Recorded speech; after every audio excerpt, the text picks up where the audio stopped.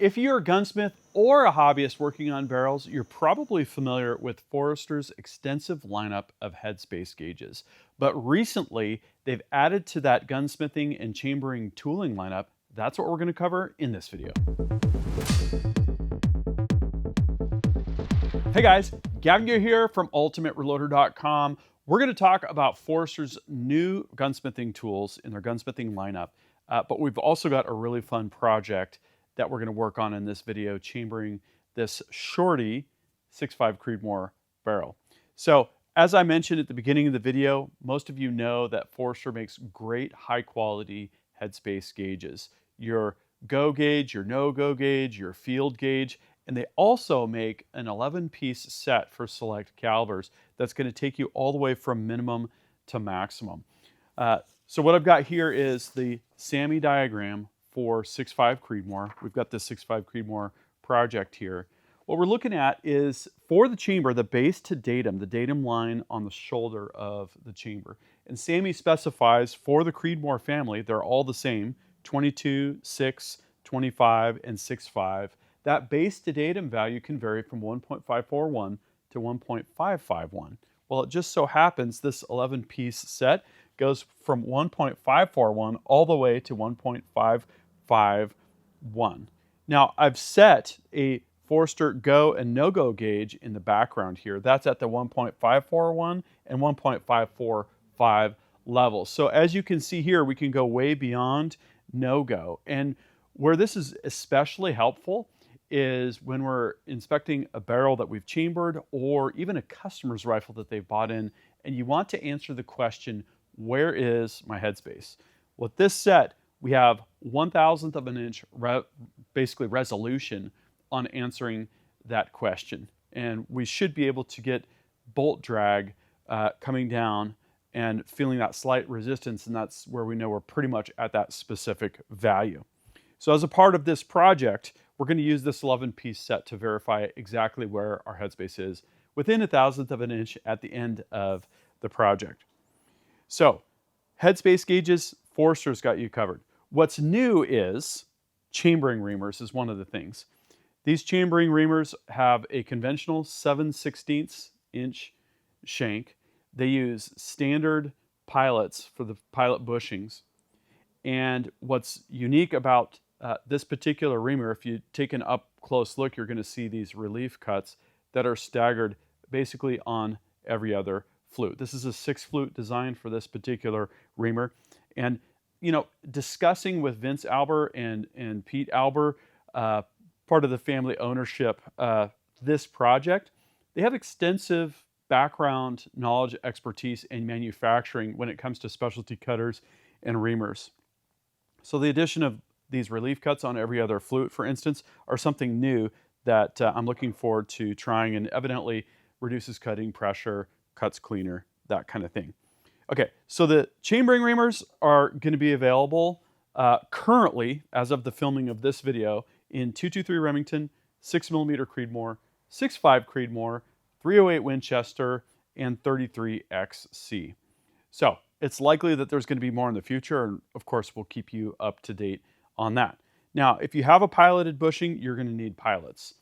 Forster also now has pilot bushings, and the bushings are going to start at .2170, that's for 22 caliber on the smaller side. And they're going to go all the way up to .3645, and that's 338 caliber on the high side for that particular caliber. Multiple bushings available per caliber, so you're going to want to check the product page for that if you have specific questions. Okay, we also have the piloted roughing drill. This is a really cool tool, and this really meshes well with our process for chambering rifles. What we do here at Ultimate Reloader in our shop is we basically remove the bulk of the material with a conventional twist drill. And the problem with that is twist drills wander as they're drilling. So we have a little bit more cleanup work to do with a single point boring bar to get that surface running concentric before we can even think about reaming out the chamber with the finishing reamer. So with this piloted drill, we can put the appropriate pilot on there and have the front of the drill guided all the way through. And that's just going to take that deflection and run out and chatter and all of that and reduce that down to a minimum, which is just going to create a more efficient workflow, and the outcome is essentially a better finished product. So that's the existing and the new gunsmithing tools related to barrel work and barrel installation from Forster Products. This is a 6.5 millimeter barrel blank. It's already threaded on the muzzle end. So what we're going to do is we're going to chamber this up. And in part of the experiment here, we've got another rifle build video that's going to accompany this story with this exact barrel. It's going to answer the question, how much velocity can we get out of an 18-inch 6.5 Creedmoor barrel? And, you know, shot dispersion and barrel stiffness are related to each other as well. So this is a 1.2-inch straight shank with a really short, really stiff barrel. What are our accuracy numbers going to look like? This is an ECM barrel from McGowan Barrels. Really excited to put that together.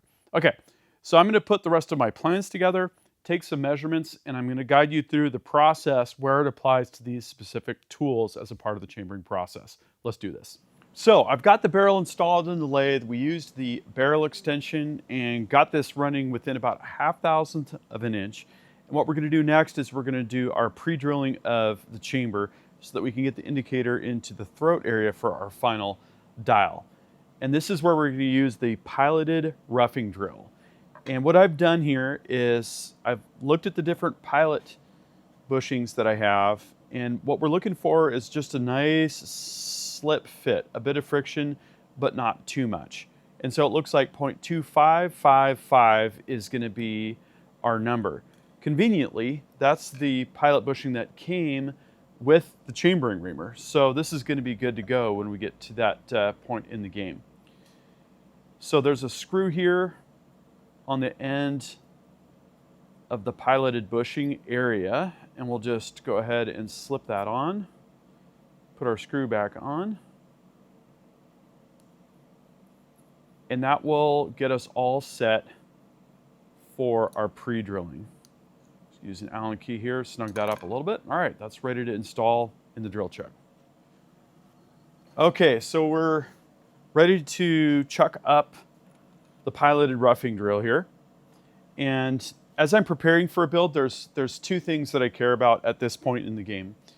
The diameter of the drill, and it looks like we're within 0.005 of what I typically would use, which is great. And then also the depth. And I'm measuring the depth from the end of the tenon to the end of the major diameter of what the drill bit is going to cut. And this is not a critical depth. I have 50 to 100 thousandths of breathing room that the chambering reamer will clean up at the end of the plunge for the chambering. So I'm just going to get a little bit of cutting oil here. This is the same Viper's venom that I used for the chambering. I want to make sure that that pilot has a little bit of something to help it along there. All right, and then we're going to go ahead and start things up. And when we get to the point where we're starting to cut a major diameter, we're going to go ahead and reset the tailstock DRO. Now I know that the infeed that I'm registering here on the tailstock DRO is the actual cutting depth. We're just going to take this nice and slow. That sounds really good. Normally there's a bunch of commotion and a bunch of noise here. So I'm just going to progressively feed this until I have 1.226 indicated on the tailstock DRO.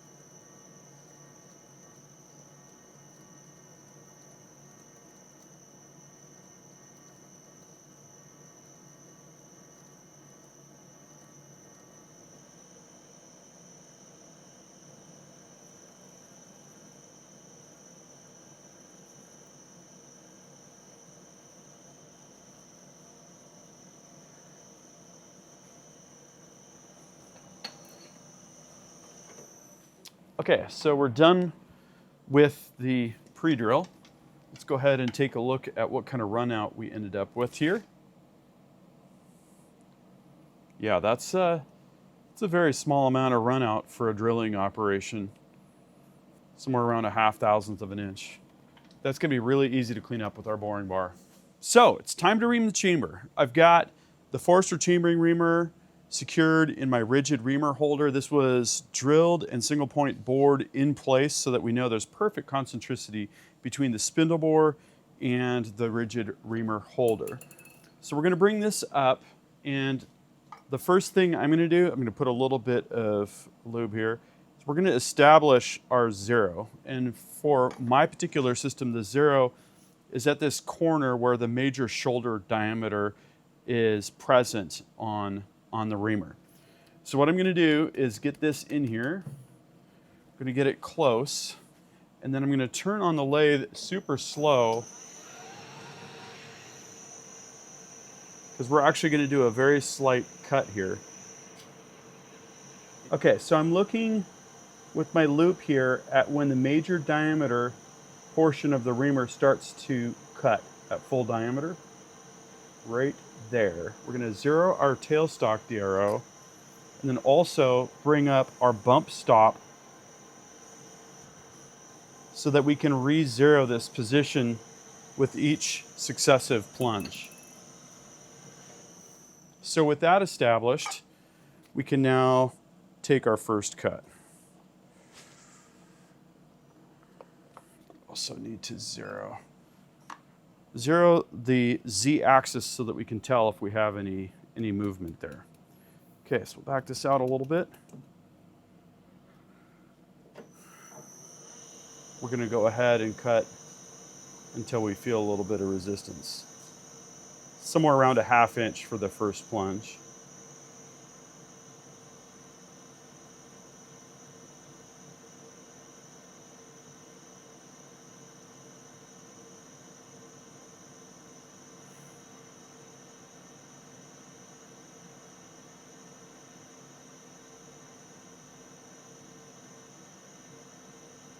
We're pushing chips, but they're pushing out nicely.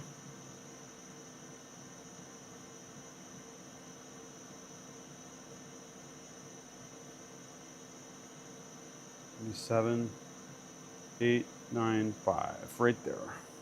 Stop the lathe with the reamer in position. Now I'm gonna back off just a little bit, and we can clean it off. So I cleaned off the reamer, and we've cleaned out the chamber as it's been cut so far. And what I want to do is just get an initial look at run out here. So when we spin the spindle, if you can see there, it's very steady. So that means we've got zero run out essentially. So that's a good sign. What I'm at here is 0.4283. And I know we need to be at 0.4654. That means we have 37.1 thousandths of an inch to go. We're at 1.3. So on the tailstock DRO, our final reading should be 1.3371. Very deterministic and repeatable. Let's do this.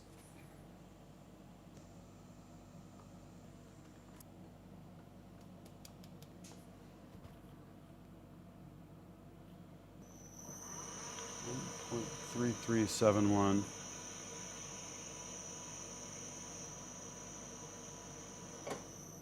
0.3375. There it is. 1.3375 is where we decided to stop. Okay, so it's time for a headspace check. I've got the action here. We're just going to go ahead and screw that on. And from our 11-piece set, I also set aside our go and our no-go gauge, respectively. So go is 1.541. Go ahead and see if that goes, which it does. No-go is 4 thousandths longer at 1.545. Good to go. Perfect headspace. So with our headspace checked and our chamber walls dressed, I chamfered and polished the entrance. This barrel is done. I'm going to take it out of the lathe, put the rifle together and we're going to see how this thing is going to shoot.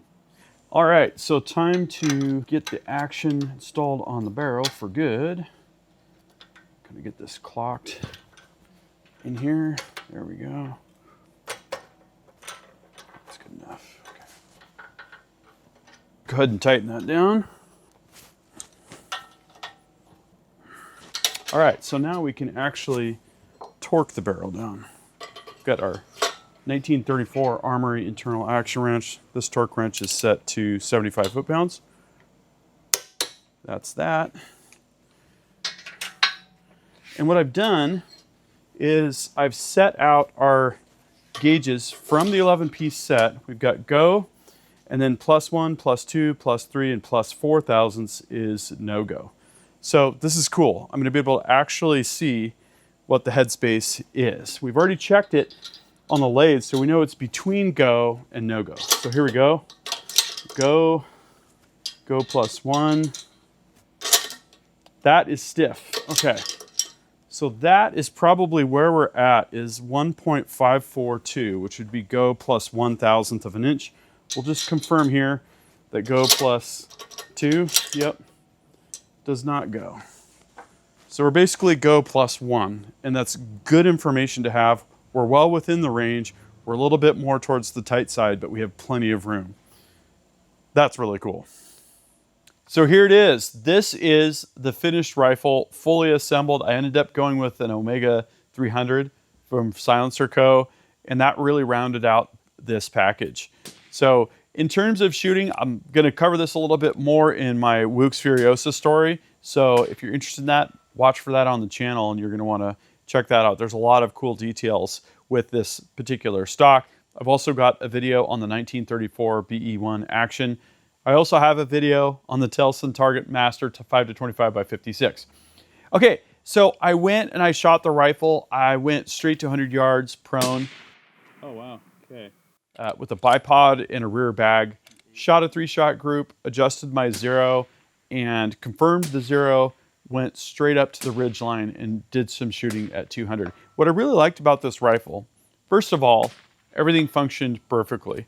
Nice smooth chamber walls, good feeding. I think I got the chamfer just right on the chamber entrance. All the dimensionality was great. Examined the brass, no stiff bolt lift. So the SAMI spec reamer that we got appears to be dimensionally really perfect on that. But this rifle, really fun to shoot. Really low recoiling with its heavier barrel, heavier stock. The micarta weighs a lot, you know, and that helps to dampen some of the recoil. But I was able to place off of essentially a barricaded tree branch, 5 shots into a group about, you know, like that at 200 yards. And so that just tells me this rifle has really nice balance. It has really nice shooting manners. And the factory ammunition that we used, this Hornady 100 grain ELD VT, we got over 3,000 feet per second out of an 18-inch barrel. That is impressive. Lighter weight, higher velocity, this would be a great varmint gun or something like that. So at the end of the day, really happy with the piloted rougher drill, the finisher reamer, the bushings that I used, and the gauge kit. What was really nice about this, as I showed when I tightened down the barrel, was we were able to ascertain exactly where our headspace landed, which was go +1 thousandth of an inch. If we needed to make an adjustment on the lathe, we could very easily do that. And I'll tell you, for cartridges that you're going to be chambering a lot for customers, I think that would be a really good investment to have this 11-piece set. Or if you're inspecting firearms for customers and you want to know exactly where headspace is to help advise a client or to make repairs accordingly. It's not inexpensive, but it's probably something that you're going to use more often than you think for something like Creedmoor, for something like 308, things of that nature. So if you want to know more about Forster tools, we have the full article that's going to accompany the video. Lots more details there that will answer all of your questions. I had a lot of fun with this. What I'd like to know is, what do you think about these new Forster gunsmithing tools? The chambering reamers, the piloted rougher drill, the headspace gauges, including the 11-piece set. Are you using some of these tools yourself? Drop a comment and join in on the discussion. If you have additional questions, that's a great place to ask them as well. Just comment on this video. Thank you very much for watching. That concludes this video, and that means it's time to wrap it up. I hope you enjoyed this video. If you're watching Ultimate Reloader on TV and want to take advantage of free resources, exclusives, and hot deals, just hold your camera phone up to the QR code, tap on the link, fill out the information, boom, you're getting Ultimate Reloader emails. Don't forget to like and subscribe. Also, we're on Facebook, YouTube, Rumble, where we've got unrestricted content, and Instagram. Make sure to follow us on all those channels. Ultimate Reloader also has a commercial solutions division serving law enforcement, the military, and the gun industry. We have some unique capabilities, including a comprehensive suite of recoil testing and evaluation capabilities, trigger profiling, and more. Thanks again for watching.